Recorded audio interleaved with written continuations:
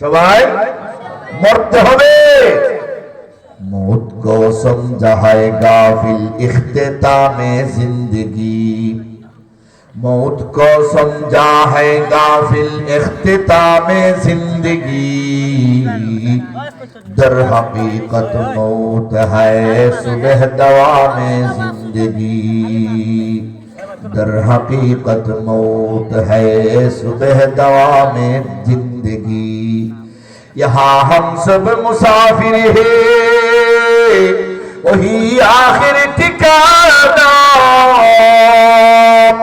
कोई आगे रवाना है कोई पीछे रवाना, कोई आगे रवाना है कोई पीछे रवाना। আমরা তো এই দুনিয়ায় মুসাফির অবস্থায় আছি। মুসাফিরেরা কোথাও সফর করতে গেলে রেস্ট করে মাঝে মাঝে গাছের ছায়ায়। গাড়ি দিয়ে যদি কেউ সফর করে হোটেল বিরতি দেয় মাত্র 20 মিনিট, এরপরে কিন্তু এর বেশি আর থাকে না। ঠিক না ঠিক?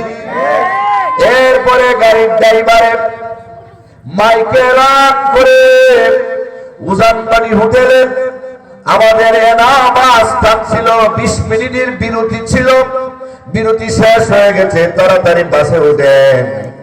উঠতে যদি না পারেন আর আপনাকে নেওয়া সম্ভব হবে না। কেউ আর এখানে থাকে না, কারণ তার টিকেটের দাম 1000 টাকা, ওটার মায়া সবাই চলে যায়। এই দুনিয়াটা মুসাফিরখানা, এই মুসাফিরখানায় কেউ চিরকাল থাকবে না, থাকতে পারবেও না। আল্লাহ কেউ রাখবে না, রাখার মতো কোনো সিস্টেম নাই। কারণ না মরলে তো হিসাব হবে না, হিসাব না নিলে তো জান্নাত আর জাহান্নাম পাওয়া যাবে না। সুবহানাল্লাহ। সবাই মরতে হবে, মরণের হাত থেকে কেউ রেহাই পাবে না। অতীতেও কেউ রেহাই পায় নাই, ঠিক নি বলেন?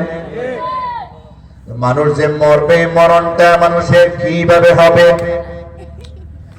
ইমানদারের মরণ হবে একভাবে, বেঈমানের মরণ হবে আরেকভাবে, আমলদারের মরণ হবে একভাবে, বেআমলদারের মরণ হবে আরেকভাবে। আলাদা আলাদা ফেরেশতা নিয়োজিত থাকবে।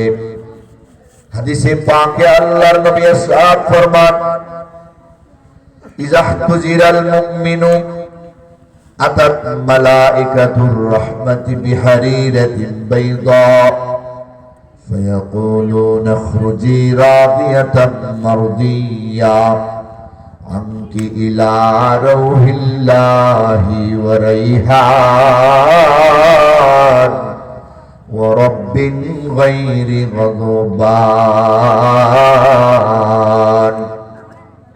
একজন ইমানদার আল্লাহওয়ালা মুত্তাকি পরহেজগার বান্দার বান্দির মরণের টাইম যখন হবে, আজরাইল ফেরেশতা তার সাথে সহযোগী ফেরেশতাদের নিয়ে আসবেন, জান্নাতের সুঘ্রাণ নিয়ে আসবেন, দামি রেশমি কাপড় নিয়ে আসবেন, তার আত্মাটাকে পেঁচাইয়া আল্লাহর কাছে পৌঁছায় দেওয়ার জন্য। ওই ব্যক্তিটির পাশে বৈশা আজরাইল এবং তার সহযোগী ফেরেশতারা ডাক দিবে, আল্লাহর বান্দারে, এই দুনিয়াতে তুমি ছিলে, দুনিয়ার মানুষেরাও তোমারে ভালোবাসত, দুনিয়ার পশু পাখিরাও তোমারে ভালোবাসত। কারণ হাদিসে আছে বেনামাজিরা হাইটা গেলে কুকুরও তাদের চেহারা দেখতে চায় না, জঙ্গলার প্রাণীও তাদের চেহারা দেখতে চায় না। মাটিও বলে, আল্লাহ গো, এত বড় নাফরমান আমার উপরে দিয়ে হাইটা যায়, আমার বড় কষ্ট লাগে, রে উড়ায় নাও গো আল্লাহ। ইমানদার আল্লাহওয়ালাদের লক্ষ্য করে আজরাইল বলবে, ও আল্লাহর বান্দা, ও নেককারের আত্মা, ও জান্নাতি আত্মারে, বের হয়ে আয়। আর দুনিয়ার মধ্যে থাকার প্রয়োজন নেই। এই দুনিয়া ধোঁকাবাজির জায়গা, এই দুনিয়া চুরি ডাকাতির জায়গা, এই দুনিয়া জিনা ব্যভিচারের জায়গা, এই দুনিয়া সুদ আর ঘুষের জায়গা রে। এই দুনিয়া নাফরমানির জায়গা। যদি শয়তানের চক্রান্তে পইরা গুনাহ কইরা ফেলো, তোমার জীবনটা তো ধ্বংস হয়ে যাবে, আর এখানে টাকা লাগবে না রে। যা আমল তুমি করেছ, আল্লাহ তাআলা তোমার আমলের প্রতি সন্তুষ্ট হয়ে গেছেন। তুমি যেমন আল্লাহর উপরে সন্তুষ্ট ছিলে, তাড়াতাড়ি বের হয়ে আসো। তোমার নারে তাকবীরের স্লোগান দিয়া নাচতে নাচতে আল্লাহর কাছে নিয়ে যাওয়ার জন্য আসমান থেকে জমিন পর্যন্ত হাজার হাজার ফেরেশতা অপেক্ষা করতেছে। সুবহানাল্লাহ। তাড়াতাড়ি বের হয়ে আসো, তুমি আর এখানে থাকতে হবে না। উখরুজি রাদিয়াতাম মারদিয়া আমকি ইলা রাউহিল্লাহি ওয়া রাইহান ওয়া রাব্বিন গায়রি গাদবান। তার আত্মাটাকে রেশমি কাপড় দিয়া পেঁচাইয়া যখন প্রথম আসমানে নিয়ে যাওয়া হবে, প্রথম আসমানে নিয়ে যাওয়ার পরে প্রথম আসমানের ফেরেশতারা বলবে, ওইটা কার আত্মারে নিয়ে আসছো? আত্মা থেকে তো জান্নাতের মেশক আম্বরের ঘ্রাণ বের হইতেছে। সুবহানাল্লাহ। আরে কত দামি আত্মা নিয়ে আসছো, এটা কার আত্মারে? বানিয়াচুঙ্গের পাড়াগাঁওয়ের এরিয়ার আব্দুল্লাহর আত্মা, যে 5 ওয়াক্ত আযান শোনার সাথে সাথে মসজিদে গিয়া নামাজ আদায় করত, রমজানের একটা রোজাও জীবনে ছাড়ে নাই, ধনী হওয়ার পরে হজ করেছে, হজ বাদ দেয় নাই, নিয়মিত যাকাত আদায় করেছে, যাকাত বর্জন করে নাই, এলাকায় যতটা ওয়াজ মাহফিল হইতো তারে আগের কাতারে পাওয়া যেত, নবীর সুন্নাত দাঁড়ি রাখতো, পাঞ্জাবি গায়ে দিত, সুদ ঘুষের কাছেও যেত না, নাফরমানির কাছেও যেত না, দুনিয়ার লোকেরাও তারে ভালোবাসত। তার আত্মাটা নিয়ে আসছি, তার আত্মা যখন বাহির করে নিয়ে আসছিলাম, সারা দুনিয়ার মাখলুকাতে কান্নাকাটি করছিল, আর একজন ভালো মানুষ চলে যাইতেছি। সবাই নারে তাকবীর স্লোগান দিয়া একদল ফেরেশতা আরেক দলের কাছ থেকে টাইনা টাইনা নিয়ে যাবে। আমারে কিছু সময় দেও গো, আমি ওই আত্মাটারে নিয়ে আল্লাহর দরবারে যাই। এইভাবে যাইতে যাইতে আল্লাহর বান্দার আত্মাটারে আলা ইল্লিনের মধ্যে নিয়ে রাখা হবে। আরো জোরে কন্যা সুবহানাল্লাহ।